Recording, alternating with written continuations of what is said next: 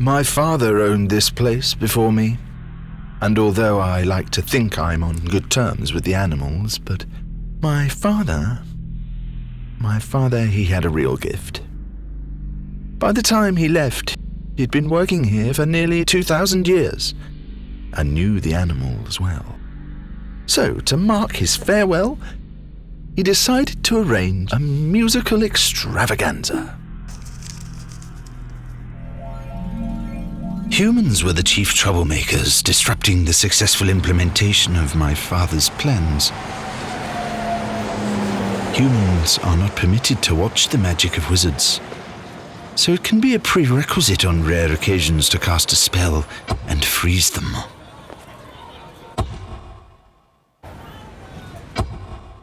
And then, when the animals were all set, the musical show could start to spread its charm.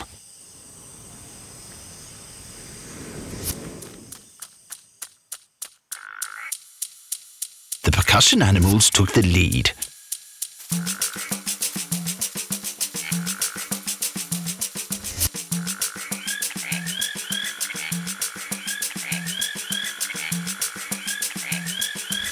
As the music traveled through the jungle, it was caught by the ears of other creatures.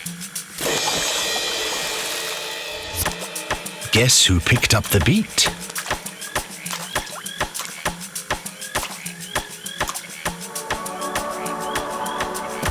The entry of the ostrich spread forth the sounds of the musical extravaganza.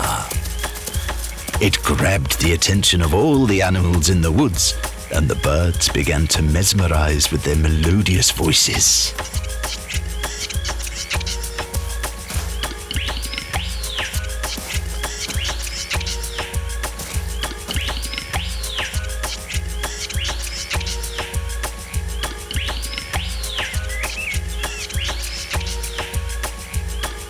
The music spread throughout the forest, and then monkeys too started to croon.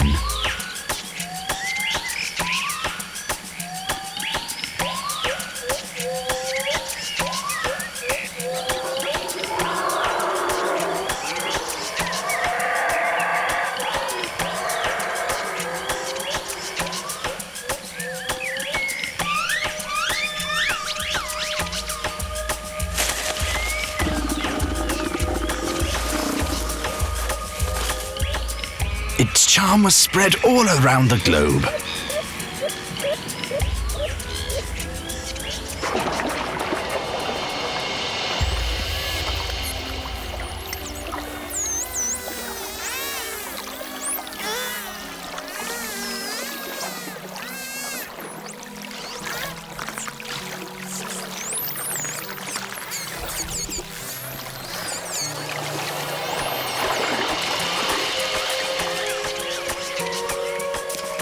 As the roar of the music amplified, the animals began to groove.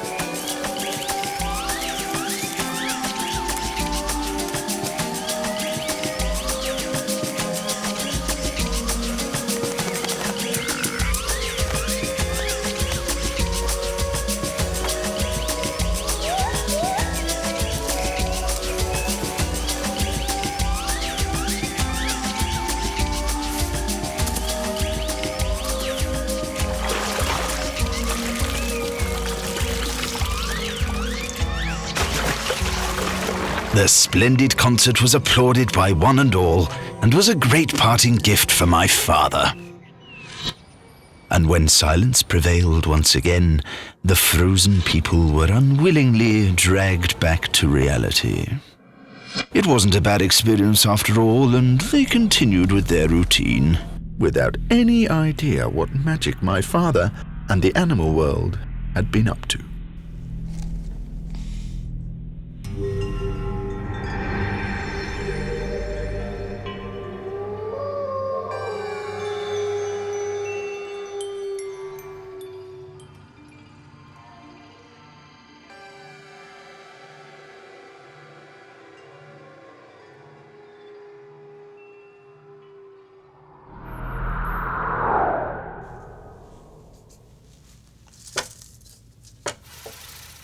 I think they should almost be ready.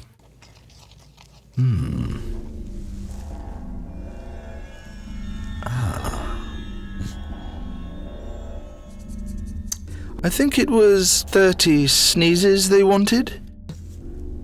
For Ottomania. Now I'll need a travelling pot for this. My father first made this powder when he ran this place.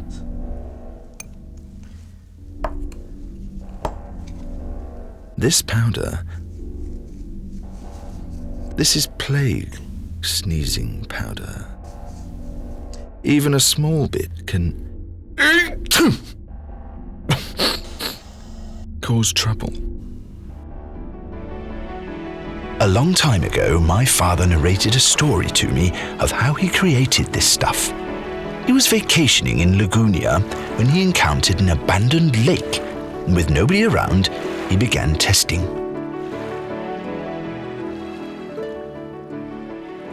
He observed a few tiny flies, and when he scattered his new powder on them, they increased in number. He found out that he could produce more flies if he sneezed the powder. And before long, the border of the lake was teeming with hundreds of thousands of flies. Thrilled by his new plague sneezing powder, he used more and produced a swarm of 5 million flies.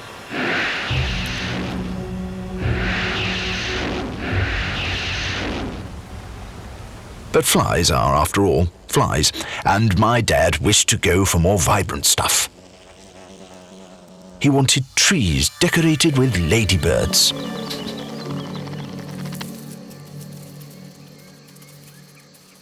And the sky abound with many 100 butterflies.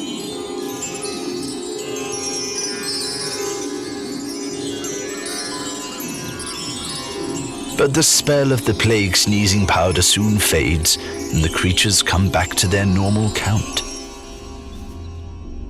So my father's experiments were hardly noticed until his next set of experiments.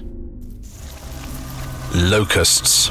Not his best pick, because after some heavy sneezes they multiplied to an unmanageable limit.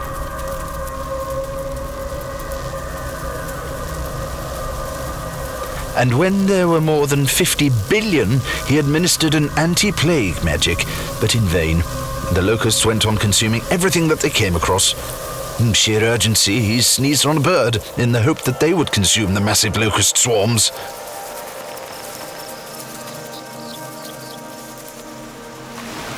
But the vast flock of birds showed dislike in consuming locusts.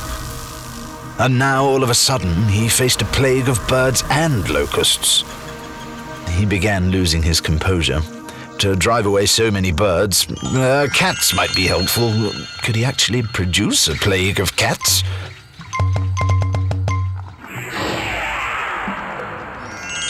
But what next? The plague of dogs to drive out the cats? No. A much better idea struck him. He took off for the clouds, sneezed, and caused the clouds to swell until the time they produced the fiercest thunderstorm.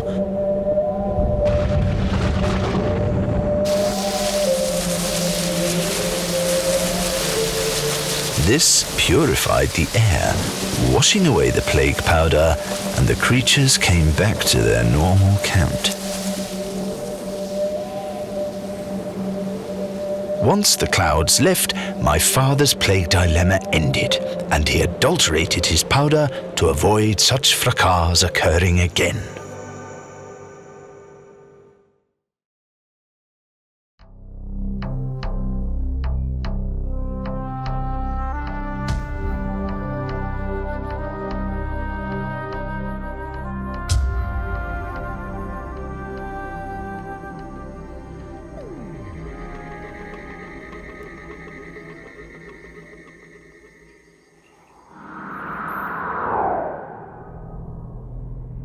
From spending my life with animals, I can tell you many a story about how we wizards need them. They carry out our tasks for us, search for spell ingredients, or occasionally become the ingredients themselves. But they also have their more secret uses. There was once a wizard who discovered the source of all magic, a most powerful secret, and one which he decided to hide. But where would he hide a secret like this one? It had to be well concealed, as in the world of the wizard there are both noble and evil powers. And evil powers would do anything to find out the source of all that is magical, as they could wreak havoc if they managed to find it.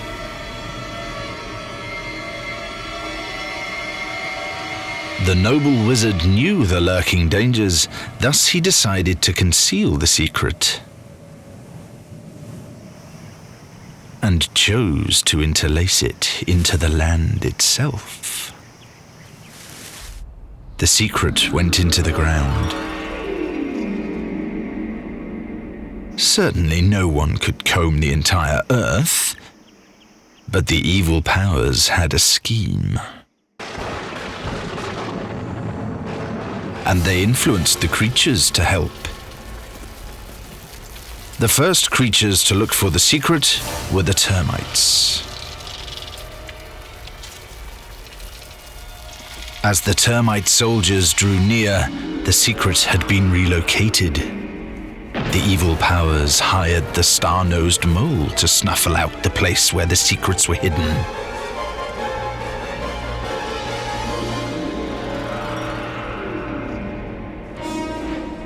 And he also sought help of the desert mole rats.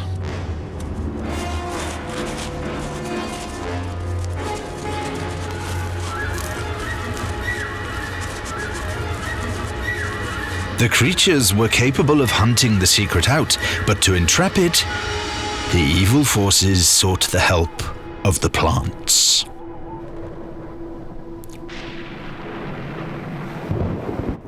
As they could drill their roots down into the land, placing a net which would get hold of the secret. More desert mole rats went in, driving the secret on.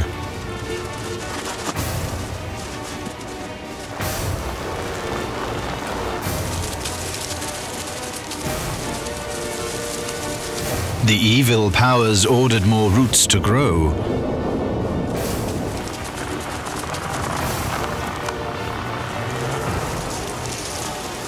It appeared that the secret would eventually come out,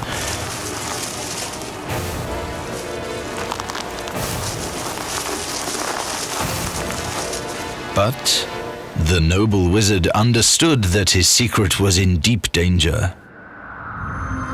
And he came up with a mighty volcano through which his secret could evade the subterranean trap.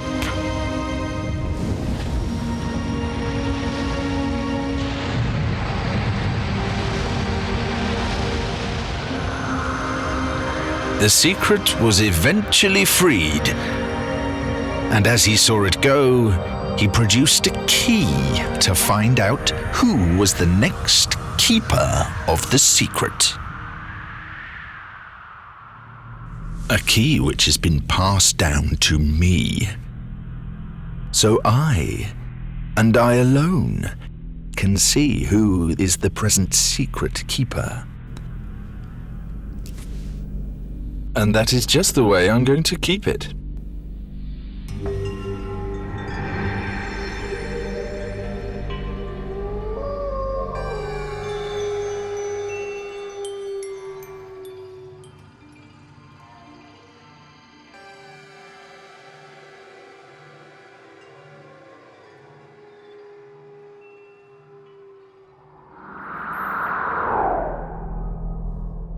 Spiny creatures, scales, dust creators, invisibility, slime. Yes, here it is. I have someone coming in later with a spell inquiry. She needs a slime with a particular quality, something to bind a bad spell together. She's coming in later to browse through my slime collection. I clearly recall when I first made use of slime. On an annoying problem over in Mesopotamia. It began pouring in the jungle. But there was something weird about the rain droplets. They began going upwards instead of coming down. The cloud had caught a loose spell. It does happen sometimes.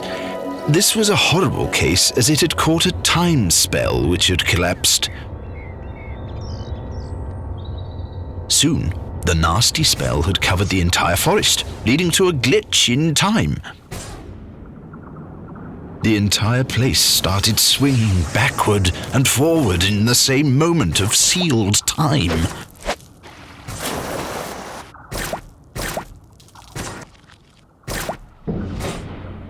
I assumed that settling the problem with slug and snail slime would be as easy as pie.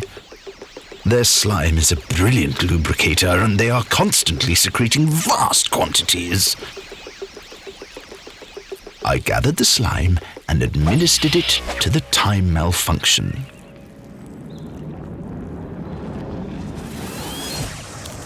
But it only made everything sluggish. My mistake. I didn't realize that this is what snail slime would do.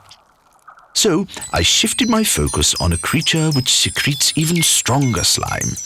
The toads produce the most poisonous slime around. I gathered a small amount from the skin, and I combined it with the cane toad slime for extra power.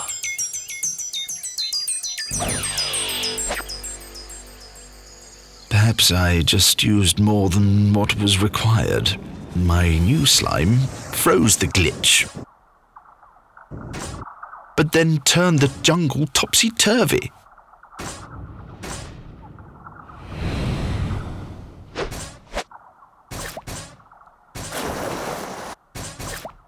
I understood that it would take another slime to handle this problem, so I embarked on an underwater trip, because here the slime has extremely unique qualities. The jellyfish's slime is complemented with a sting. And I visited the coast where thousands of them existed, because here I could gather sufficient stinging slime in the hope that this would solve the glitch in time.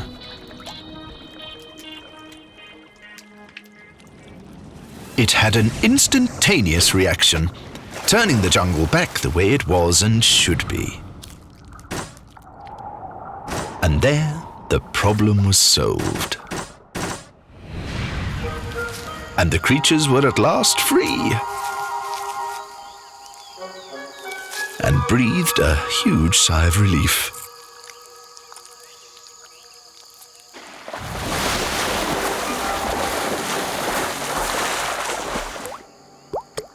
Solving the problem was quite a task, but now I've become proficient at solving bad spells with slime, so...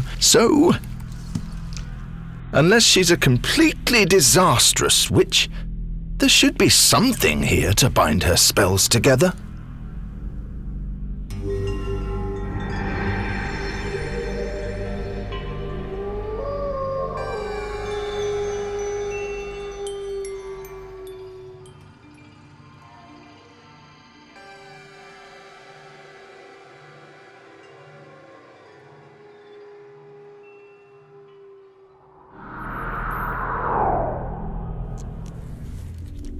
This is a wretched thing to fix. Witches' torches always tend to be tricky. Though this make, with a mark of the broomstick, is usually pretty reliable. This one comes from a competition two witch friends of mine once had. They always like to dare each other to do ridiculous things. And one of them dared the other that she wouldn't be able to survive a month, living as an animal. She, of course, accepted the challenge, and her friend then gave her this, which turned up to be... at last. An anti-torch. It creates dark rather than light. And when she turned it on, she realized her friend intended her to spend a month out of the sunlight with the creatures of the night.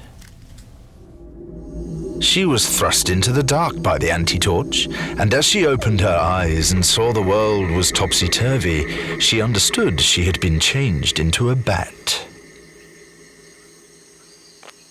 She looked at the fruit bats surrounding her, saw how they were devouring figs, and she observed that others licked nectar throughout the night. Soon she befriended some bats, and her weeks went flying past. She loved being a fruit bat. This, she believed, would be a very easy month. But her friend, who was a witch, cast a magic spell which changed her into a cave bat. She was encircled by several raucous bats. She desperately looked for a way to escape. And then, to her delight, she found she could utilize sound to find her exit in that pitch dark. It is a standard trick the bats employ, which she had never used. And though it was impossibly black, she could find an exit. But as soon as she was free, her witch friend came up with other tricks. This time she found herself awakened on a branch. But what kind of bat was she this time? Probably that frog could come to her help. But before she could pose any question, he was devoured by a bat, swooping down suddenly. She realized and understood that this time she was a hunting bat. She believed she should give it a try, but trapping frogs is not an easy job to do. And before she could try her hands, her witch friend turned her for the final time into a vampire.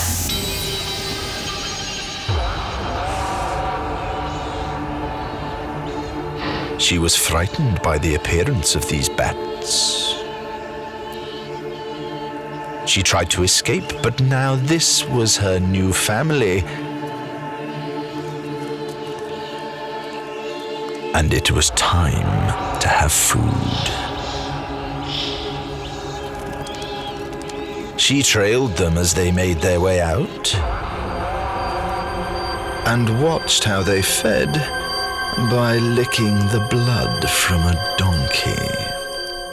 She was too scared to approach. What a way to live! She was going to get her witch friend back for this. When she brought this in for me to sell, she told me that her prize for surviving had been to change her friend into whatever animal she wanted for the following week. And that her friend was presently spending the week as a dung beetle.